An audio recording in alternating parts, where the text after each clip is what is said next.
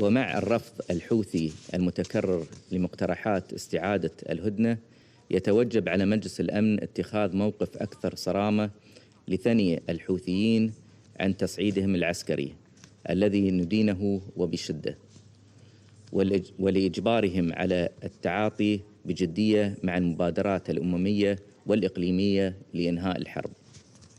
ويشمل ذلك اعتماد المجلس تدابير لضمان تنفيذ الحظر على توريد الأسلحة لميليشيا الحوثي الإرهابي.